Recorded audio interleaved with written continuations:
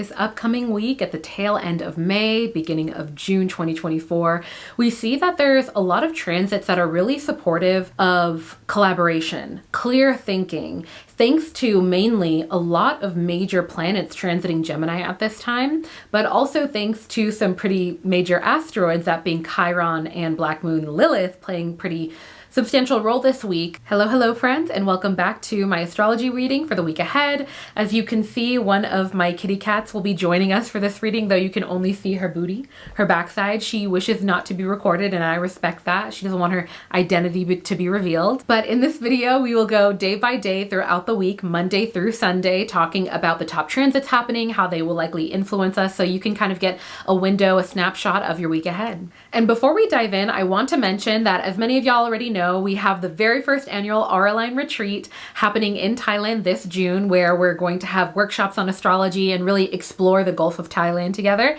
And tickets for that is closed, but I am planning the next retreat already because I want to give not only myself more time to plan, but also time for y'all to plan if you want to come. And in order to do that, I need to figure out where you guys want to go. What time of year is most convenient for you to travel with me? And also, what is your ideal price range? What's most financially accessible for you, in terms of affordability? I want to know all those things. So linked in the description box below is a survey that I would greatly appreciate if you could fill out if you're interested in joining me in a future retreat. I'm just getting way ahead of it, so I love and appreciate your help. All right, first up, let's start on Monday. Today, the day that I'm posting this, because I posted it a day late, sorry by the way. But Monday is a day ruled by the moon. It is moon day. So anything going on with the moon on this day is more strongly felt. As we know, it's also a lot easier for us to tap into our intuition. But generally speaking, based off of the transits I'm going to talk about today, Monday is a great day to start the week because it's a great day for collaboration,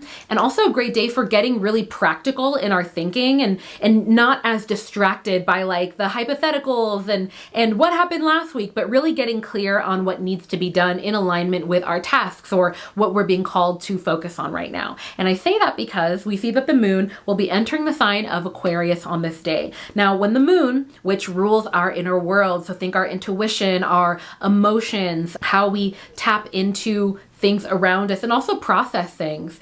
So when we see that the moon is transiting Aquarius, it makes it a lot easier for us to work with other people, collaborate, and it's just a great time to consider how we want to give back to the world as well. But definitely when it comes to collaboration, networking, and finding and working with like-minded individuals, so especially in a more professional space, it can make it a bit easier to align with the people that we're collaborating with. But we also see that Mercury, the planet of thinking, information exchange, the ruling planet of Gemini, it will be in Taurus, and it'll be sextiling Saturn in Pisces. Now, when we see this type of transit, it's one that can imbue on the day and a few days following it as well, because we know Saturn is a slower moving planet. It can make it so our thinking processes are very practical and realistic. And I say that because, Saturn is considered the strict teacher in astrology. It's the planet that rules over how we are called to grow in this life, and also our responsibilities, our maturity, and discipline. And so when it comes together, and it has a sextile with Mercury, which influences our thinking processes, it makes it a bit easier to get really sort of locked in on what needs to be done. And considering that Saturn is transiting Pisces, that is all about our spirituality, a lot having to do with our imagination. So this can actually be a very potent day, in my opinion, if you are someone who you have like creative ideas, creative pursuits, and you're like, oh, I want to start on this, or I want to get the ball rolling, or I've started it, but like I need to create a routine. Monday can be an excellent day for getting really clear on what needs to be done in order to do that. Or say you're working with people or collaborating in some way, or you're just working with yourself and you're just looking to figure out some structure. Because the moon will be coming together with Saturn in this way, it can be a lot easier to get clear on practical steps and really align your thinking with that. All right, next up on May 28th, we know that Tuesday is ruled by Mars. So Tuesday is a great day to kind of get into action. If Monday's a day of being more inward, more internal thinking, especially with your thinking processes, Tuesday is a great day to be in action and actually take the first few steps around that. And it's interesting because based off of the transits that we have for Tuesday, it is really showing to be a very benefic and supportive day for collaborating, especially if you've been working with anybody where you feel like maybe you've been butting heads in the past or you haven't been seeing eye to eye. Tuesday can be very helpful for that day, for kind of bringing some levity into your conversations, making it feel a little bit more lighthearted. And one of the reasons why is because we see that on Tuesday, the moon in Aquarius will be trining with Venus, which is currently in Gemini. So let's back up a little bit. So the moon in Aquarius, which we talked about before, makes it so it's easier for our minds to kind of lean into and tap into collaborative experiences and innovation, and thinking about like, how can I approach things a bit differently, and how can I maybe incorporate community or people around me in this, either asking for help or how can I contribute to people who are being innovative or changing things in some way. And it's trining with Venus, the planet of love and relationships, that's currently transiting the very social and information devouring air sign of Gemini. And so when we see them come together, it can make it feel a lot easier for us to have this social charm and intellectually stimulating conversations as well. There's a lot less friction when it comes to connecting with people and having these like energized conversations. But we also see on Tuesday that the moon in Aquarius will be trining with the sun, also in Gemini, okay? So the sun controls our ego, our courage to really be able to show up fully as ourselves, unfiltered. Think about like your inner child. Think about the state of your life before you started to worry so much about wanting to fit in and kind of fit into a mold to be accepted by everybody, right? And so when we see that the moon and sun come together or trine in Gemini, it can feel a lot easier to collaborate, which is also very in alignment with these transits that I also mentioned before. But also it feels easier for everybody to kind of put their feelings to the side a little bit in alignment with a collective intention of getting things done or figuring things out. And that's another reason why I mentioned before, if you maybe are working with people where you might have been kind of butting heads, or you haven't been seeing eye to eye, or maybe you picked up a vibe and you didn't fully get it and you were like, did I say something wrong? Or like, what's going on?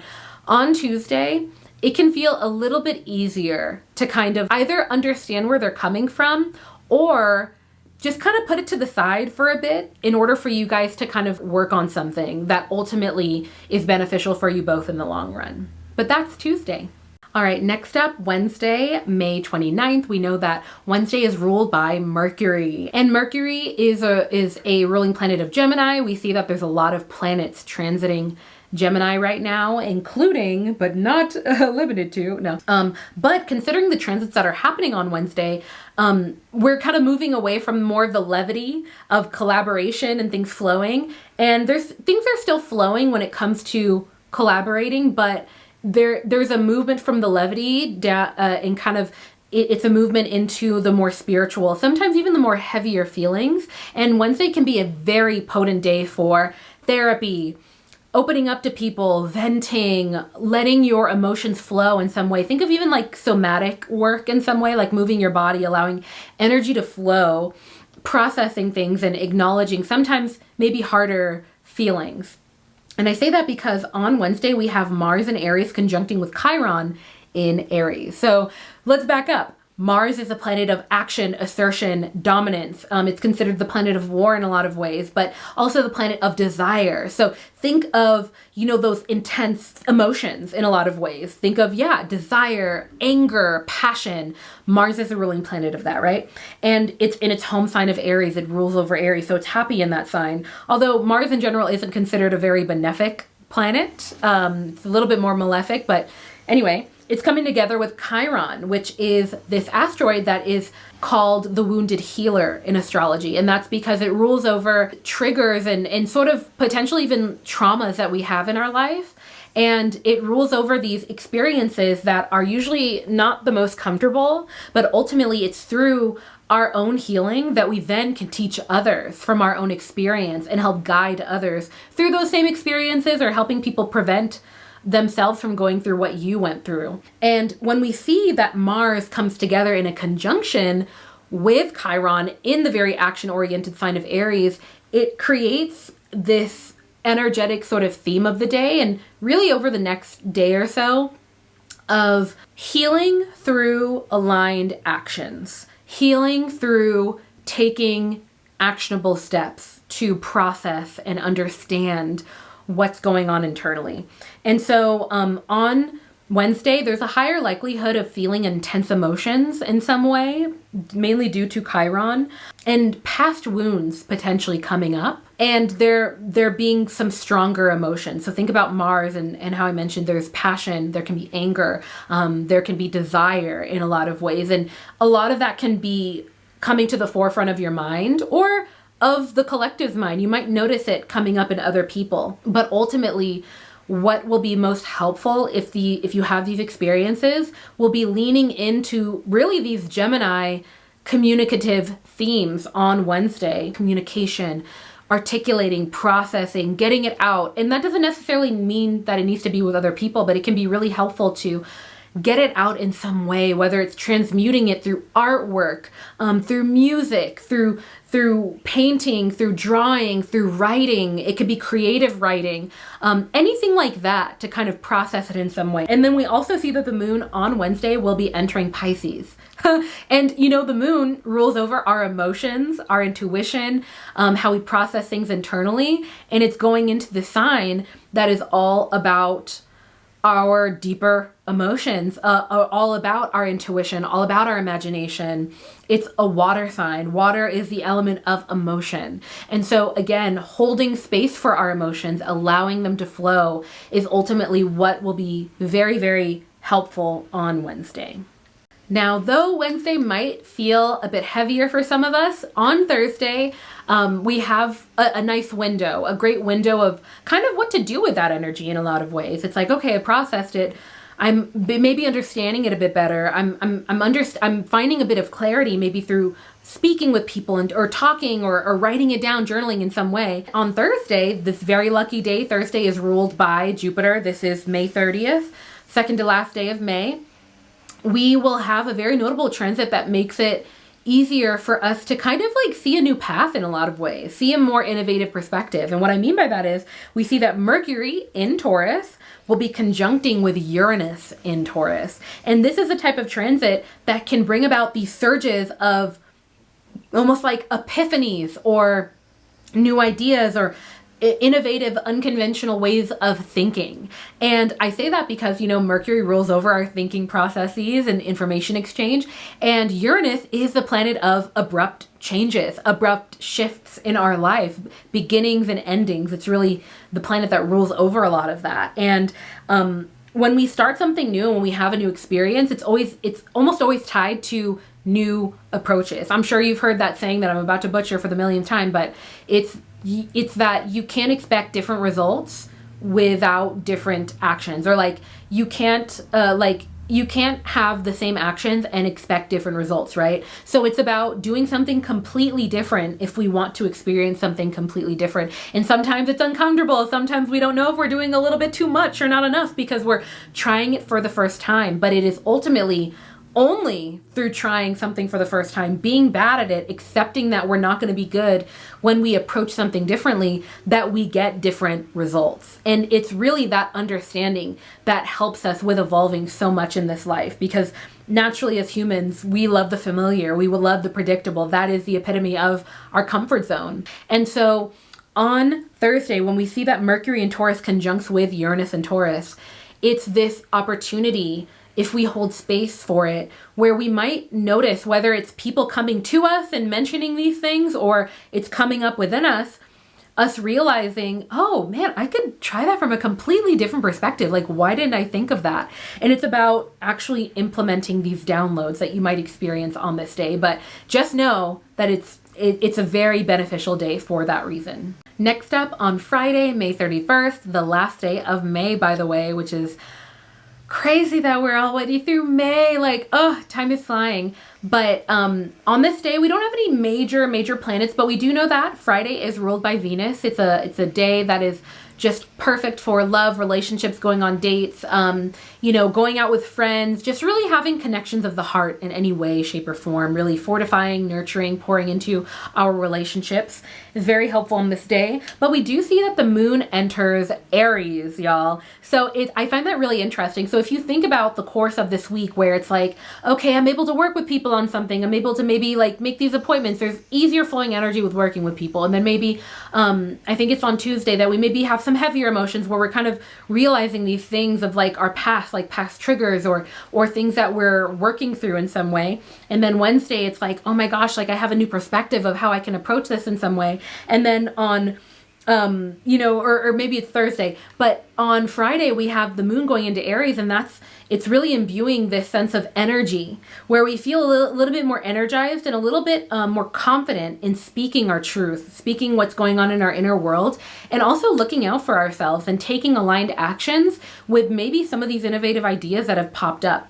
Something that I want to note that I didn't mention about yesterday with the Mercury-Uranus conjunction is that because Uranus is a slower moving planet, a lot of these innovative ideas or sort of these first steps that kind of initiate this new cycle of change and innovation in our lives, it might take a bit of time to slowly sort of come to the forefront of our mind because Uranus is a slower moving planet. It's more of a slow cooked transformation in a lot of ways. But if you do notice very clear insights over that day on Thursday or maybe over the weekend, because the moon will be in Aries, this is a great day to kind of, start a new leaf in some way and take aligned actions with these innovative ideas or these more progressive perspectives that you might have kind of picked up on throughout the week. Oh, and it looks like my co-host has turned around. Would you like to say hi to everyone? I'm not going to bother her. Okay. Next up, on Saturday, June 1st, we see the month starting out with a very interesting transit. But on Saturday, we know in general, Saturday is ruled by Saturn. So it's a great day for implementing or taking aligned steps with any responsibilities that we have. It feels a bit easier, or not easier, but you might notice it might be a bit more clear in our minds, the responsibilities and callings that we have to grow in some way or kind of step up to the plate. But with that said, kind of in alignment with that, we see that Mercury in Taurus will be trining with Lilith, which is currently in Virgo. So let's back up a little bit and talk about Lilith. So Lilith is an asteroid. It's called Black Moon Lilith. And it's this asteroid that really rules over aspects of our shadow side, namely our more feminine shadow side. And what I mean by that is any sort of repressed emotions, repressed feelings, repressed aspects of ourselves that we feel like we need to push down in some way. It's also associated with things like independence, rebellion, and repressed desires. So think about that. Your independence, your rebellion, these are things that sometimes we feel like we need to control, right? Or we need to kind of push down to be accepted. Or even desires or longings that we feel like maybe aren't appropriate or right or whatever. We've had some form of conditioning to tell us that we shouldn't be talking about it.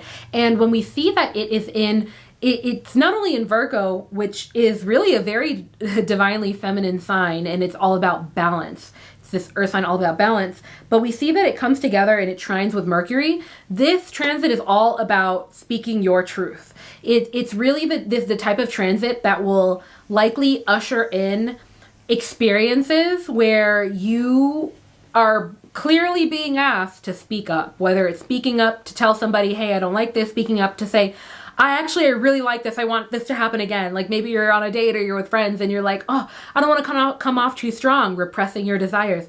Don't repress your desires. Like understand that when you speak your truth, when you show up exactly as who you are, maybe some people won't like you, but it speeds up the process of finding people who do like you. But yeah, that is what's going on Saturday. All right, and finally on June 2nd, we see Sunday, which is ruled by the sun. So if we look to the state of the sun right now, it's in Gemini. So again, a very collaborative, social, information devouring sort of sign. This can be a very social time in the world for that reason. But we also see that on Sunday, Jupiter in Gemini will be trining with Pluto, which is currently transiting Aquarius. Now, when we see this type of transit, it's definitely one that can definitely bring about bigger societal conversations around the shadow aspects of our society, our community, or just what's going on a more broader societal collective scale. So that can be like your country, your state, anything like that.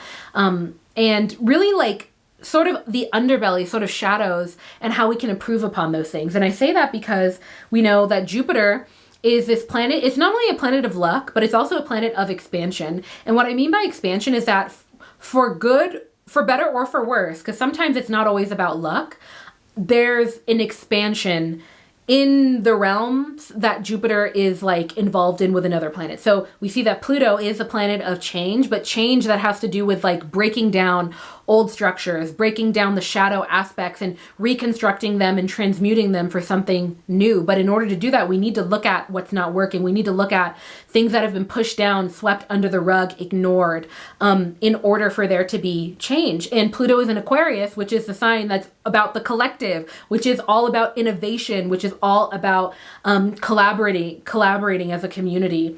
And so when we see that Jupiter in Gemini is trining with Pluto, it's really amplifying this Aquarian Pluto energy of what's going on in society right now. I'm sure that there's plenty of things that come immediately to mind for you of what's going on a global scale, or on a broader scale, maybe community-wise, country-wise, that it's like, ooh, them demons are popping out and everybody's seeing it. And so Sunday can be a very helpful day. I'm sorry, my cat just ran in with a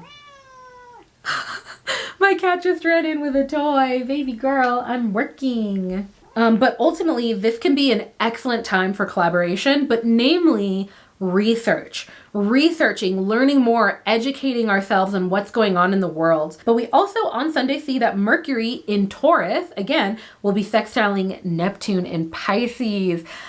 I love a transit like this. I just love a transit like this because it's all about communication, information exchange, but also your dreams and communicating your dreams in a lot of ways. And so this is a type of transit that can make it feel a lot easier to express our dreams, express our goals, express our ideas for the future. And it can be a lot easier in that way. This also can enhance our ability to sort of convey our ideas and convey our perspectives of things. And it can be a great day to almost like educate people too. Like say people are looking for clarity in some way. So take note of that. But we also see that on Sunday, the moon will be entering the sign of Taurus, which is definitely a very relaxing day. It can make us feel a lot more stable internally. And especially when it comes to like indulging and sensory pleasures and seeking a feeling of groundedness, especially if the week felt a bit chaotic, especially for my introverts. If you felt like you socialized a lot this week, Sunday will feel a bit more grounding in that way. But yeah, let me know what you think of this reading. Let me know if you're already kind of feeling any of these themes. All right, y'all, that is going to end my video for this weekly reading. I hope that y'all have been enjoying these videos. If you made it to the end, I'd love if you commented 3 cloud emojis just to represent our thoughts and our ideas and how much easier it will feel this week to express them. And yeah, like I mentioned before, I would love and really appreciate if you could fill out the survey in the description box. That is a survey for you to share with me what your ideal retreat is, your ideal time of the year to go on a retreat, your ideal retreat location, your ideal activities, and also your ideal budget for a retreat. Like, what would that look like? I'd love to know because it'll help me plan. And I just want to let y'all know about the next retreat, second annual RLN retreat, way farther out in advance, just to make it easier for me to plan, but also for us all to plan. But with that said, I will see you in the next one, and I will finish this with my favorite quote, and that is, be gentle with yourself, because life is about the journey, not the destination. Okay.